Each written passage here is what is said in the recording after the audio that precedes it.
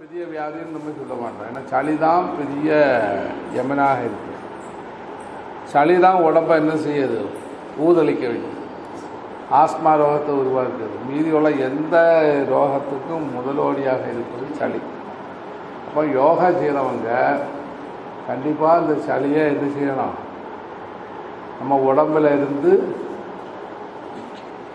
போக்க வைக்கணும்.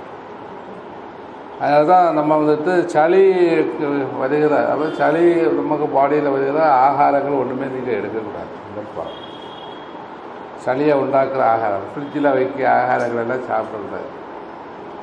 அது ஃப்ரிட்ஜில் வச்சு அதை சூடுபடுத்தி மீண்டும் சாப்பிட்டு, மீண்டும் சூடுபடுத்தி, மீண்டும் சாப்பிட்டு, மீண்டும் சூடுபடுத்தி நீங்கள் சாப்பிடுமா இருந்தால் அது வந்துட்டு உங்களுக்கு எந்த ஒரு குணங்களும் கிடைக்காது. அதுலேருந்து உங்களுக்கு என்ன கிடைக்குது, கூடுதல் வந்து கார்பன் தான் கூடுதலாக கிடைக்கும்.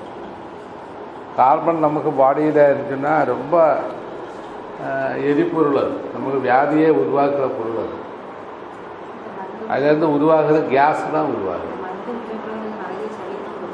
சளி போகிறது நல்லது. மருந்து குடிக்கும்போது சளி போனால் அந்த மருந்துக்கு பூர்ண பலம் இருக்குன்னு அர்த்தம். சளி போகாத ஒரு மருந்தாக இருந்தால் கண்டிப்பாக அதுக்கு பலமே கிடையாது. நிறைய மோஷன் நிறைய போகணும், லூஸ் மோஷனாக போகணும், அந்த சளியும் போகணும். அதனால் கரெக்டாக வந்து யோகா நல்லா பண்ணுங்க. யோகா பண்ண உடம்பில் இருக்கிற வாதம், பித்தம், கபம் என்று சொல்கிற யமனை நம்ம உடம்புலேருந்து வேரோடு அழித்து போட்டுருக்கணும். இந்த யம பயம் இல்லாமல் இருக்கணும். யம பயம்னா வெளியில் ஒரு யமன் நம்மளை தேடி வர மாட்டான். உள்ளே இருக்க யமன் தான் உங்களை என்ன செய்வான், நம்மளை கொல்லுறது எல்லாமே உள்ளே இருக்க யமன் தான். அதனால் அந்த யமனை நம்ம என்ன செய்யணும், வேரோடு அழிக்கணும். அதுக்கு தான் முதல் பாகமாக நம்ம இந்த ஃபோர்ஸபிள் ப்ரீத்திங், இதுக்கு நம்ம இங்கிலீஷில் ஃபோர்ஸபிள் ப்ரீத்திங் சொன்னாலும் சரிக்கும் சம்ஸ்கிருதத்தில் இந்த பேர் வந்து பஸ்திரிகை என்று சொல்லுவோம். பஸ்திரியா பிராணாயாமம்னு. பஸ்திரியா பல வேரியேஷன் இருக்குது. அதில் ஒன்று தான் ஃபோர்ஸபிள் ப்ரீத்திங். 4 ஸ்டெப்பாக நம்ம செய்யுது. இந்த பஸ்திரிகை என்றால் என்ன, நம்ம வந்துட்டு சுவாசத்தை அதிவேகமாக எடுப்பதும் விடுவது. அதுக்கு மீனிங்கே இந்த கொல்லை இருக்கான கொல்லை தெரியுமா, இரும்பை வந்துட்டு அடிக்க கொல்லை. அவனுக்கு கையில் ஒரு பொருள் இருக்குது, என்ன தெரியுமா, காற்றை எடுத்து விடுற ஒரு பொருள், பிசுங்கிற ஒரு பொருள் இருக்குது. அதே போல் தான் உங்கள் பயரை என்ன செய்யணும், சுவாசம் உள்ளே எடுத்து விடும்போது என்ன செய்யணும், கூட்டம் எப்படி செய்துட்டே இருக்கு. அதுக்கு தான் பஸ்திரிகைன்னு பேர். பஸ்திரிகான்றது சம்ஸ்கிருதத்தில் அது குழப்பம் இல்லை. கொஞ்ச நாள் செய்து இருப்போம், ஆட்டம் தான் வந்தது. அதனால் நம்ம இது தெரிஞ்சு நம்ம செய்யணும். எதுக்காக செய்கிறோம், யமன் என்று சொல்வது கோழை, அந்த கபத்தை தான் யமன்னு சொல்வது. இந்த யமனை விரட்ட வேண்டிய பொறுப்பு உங்களுடைய பொறுப்பு. யமன் தான் சுகரை உண்டாக்கியது, யமன் தான் ஹார்ட் ப்ராப்ளத்தை உருவாக்குது, யமன் தான் எல்லாமே. யமனில் ஒரு பாகம்தான் கொழுப்பு சத்து. அப்போ யமனில் வந்துட்டு வேற ஒரு பாகம்தான் என்னத்த கேஸ் ப்ராப்ளம், அதே மாதிரி உள்ள பொருள் எல்லாம். பொதுவே யமன் என்று சொன்னாலே கோழை. அது நம்ம இது என்ன சளி. இந்த சளியை நம்ம மேக்சிமம் நம்ம வெளியில் தள்ளணும். அதுக்காக நீங்கள் திரிபலை என்ற சூர்ணத்தை சாப்பிட வேண்டும் டெய்லி. திரிபலை என்ற சூர்ணம் நைட்டில் தூங்க போகிற டைமில் 1 ஸ்பூன் எடுத்து பச்சை தண்ணியிலே கரைக்க, சூடு தண்ணியில் கரைக்க நீங்கள் சாப்பிடணும். திரிபலை என்றால் என்ன, திரிமூர்த்திகள் சேர்ந்தது திரிபலை. 3 மூர்த்திகள் தான் திரிபலையை சொல்லுவோம். சித்தர்கள் இதை திரிமூர்த்தி என்று சொல்லுவோம். பிரம்மா, விஷ்ணு, மகேஸ்வரன். அதாட்டா இதுக்கு என்ன பேர் வந்துட்டு நெல்லிக்காய், தானிக்காய், கடுக்காய்.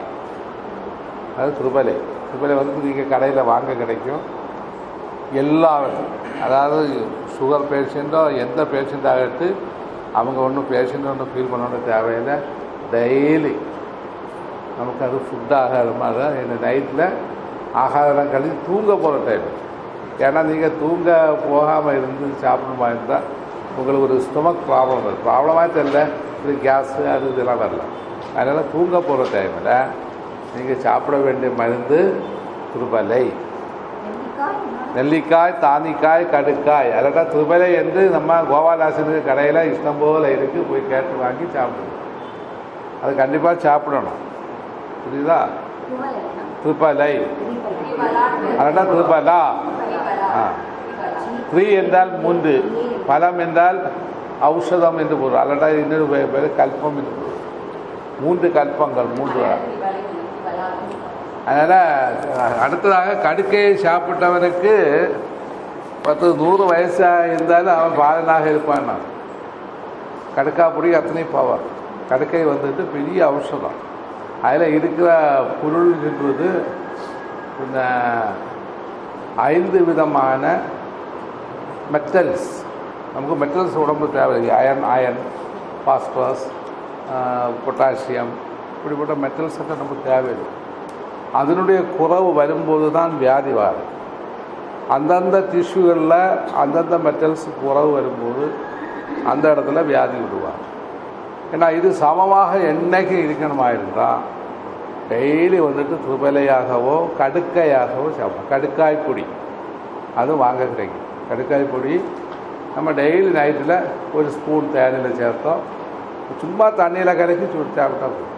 அதாவது கசப்பு, எரிவு, இனிப்பு, புழுப்பு எல்லாமே அதில் இருக்குது.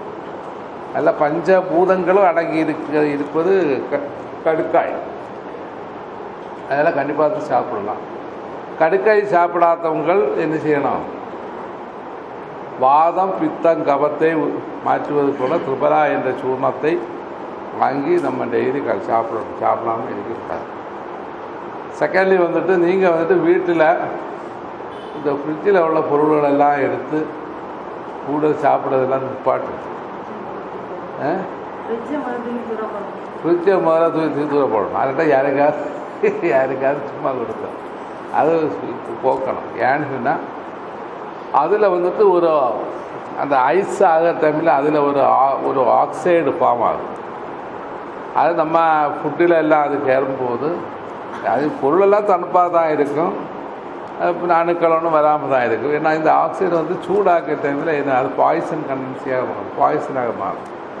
இது நம்ம உடம்புக்குள்ளே போகும்போது கூடுதலும் கபத்தை தான் உருவாக்கும். அதனால தான் ஃப்ரிட்ஜில் வச்ச ஆகாரம் எல்லாமே கபத்தை உருவாக்கும். அதனால் நம்ம அதை சாப்பிடாமல் இருப்பது நல்லது. அப்போ இப்படிப்பட்ட நிறைய காரியங்கள் இருக்குது. அதனால் மெயினாக யோகையில் ஃபோர்ஸபிள் ப்ரீத்திங் நல்லா செய்யணும். அதாவது பஸ்திரிய பிராணாயாமம் ஹை லெவல் செய்யவங்களுக்கு யமனை வெல்லலாம். எந்த யம பயமும் வேண்டாம். ஒரு சுகர் பேஷண்ட் இது செய்யுமா இருந்தால் அவனுடைய சுகர் ஆட்டோமெட்டிக்காக போகுது. பின்ன ஒரு ஹார்ட் பேஷண்ட் செய்யுமா இருந்தால் ஹார்ட் அட்டாக் அது போல வியாதி ஒன்றும் வராது. உங்களுக்கு பின்ன மலச்சிக்கல் ஏதாவது இருக்கிறவங்களுக்கு இது செய்யுமா இருந்தால் லூஸ் மோஷன் கிளியர் ஆகி வயரெல்லாம் கிளியர் ஆகுது. கொலஸ்ட்ரால் கூடுதலாக இருந்தவங்களுக்கு கொலஸ்ட்ரால் குறையுது. என்ன வேண்டாம் எல்லாமே நமக்கு அந்தந்த இடங்கள், அதாவது நம்ம ஆக்சிஜனில் நிறைய வைட்டமின்ஸும் மினரல்ஸ் எல்லாம் ஆக்சிஜனில் கிடைக்கும். அது நமக்கு ஃபுட்டாக மாறும். கையில் போர்சல் பிரிவியை தான்.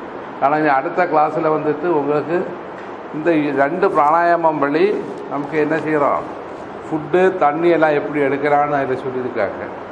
அதை நம்ம படிக்கணும். புரியுதா? அது உங்களுக்கு தெரியும் இல்லையா? சீதளி, சீகாரி என்ற 2 பிராணாயாமம் அது நல்லா ப்ராக்டிஸ் பண்ணணும். டெய்லி வீட்டில் இருந்து ப்ராக்டிஸ் பண்ணணும். ஏன்னா உங்களுக்கு வைட்டமின்ஸ், மல்டி வைட்டமின்ஸ் வாங்குறதுக்கு பைசா இல்லைன்னு வைங்க, கவலையே வேண்டாம். அதுக்காக நீங்கள் இவ்வளோ பைசா விட்டுக்கு வேஸ்ட் ஆக்கணும். சீதளி, சீகாலி என்ற 2 பிராணாயாமத்தை மட்டும் டெய்லி வந்துட்டு ஒரு 10-15 தடவை செய்து வந்தாலே உங்களுக்கு என்ன கிடைக்கும்? விட்டாமின் குளியை சாப்பிட்றதை விட 4 இரட்டி எஃபெக்ட் உங்கள் பாடியில் கிடைக்கும். இப்போ அதுக்காக வந்து நீங்கள் போய் என்ன செய்யலாம், மருந்துகளை வாங்கி சமயத்தையும் பணத்தையும் வேஸ்ட் ஆகலாம். அது மட்டும் இல்லை, உடம்பையும் வேஸ்ட் ஆகலாம். ஏன்னா அந்த மல்டி வைட்டமின்ஸ் எல்லாம் சாப்பிட தேவைன்னா உடம்புக்கு கேடு தான். ஆனால் கொஞ்ச நாளைக்கு நமக்கு கொள்ளலாம், அது கழிஞ்சு நமக்கு கேடாக மாறும். அதனால் இது ரெண்டுமே நமக்கு தேவையில்லை. அதான் பிராணாயாமம், அதாவது சுவாசம்தான் நமக்கு ஆகாரமாக எடுக்க படிக்கணும். அது ஓரோ ஸ்டெப் பை ஸ்டெப்பாக நீங்கள் படித்து வரும்போது உங்களுக்கே புரியும். அப்போ ஆகாரம் நமக்கு எது எடுக்கணும், இது நம்ம சுவாசத்தை தான், அதாவது ஆக்சிஜனை தான் நமக்கு என்ன செய்யணும், ஃபுட்டாக எடுக்க படிக்கணும். புரியுதா? உங்களுக்கு புரியுது இல்லையா? அதனால் என்ன உங்களுக்கு கிளாமராக்க உண்டாகும், உடம்பெல்லாம் ஒளிமயமாகும். புரியுதா? அதை நல்லா யோகா செய், சொன்னா கேளு. புரிஞ்சுதா? சரி செய்வோம்.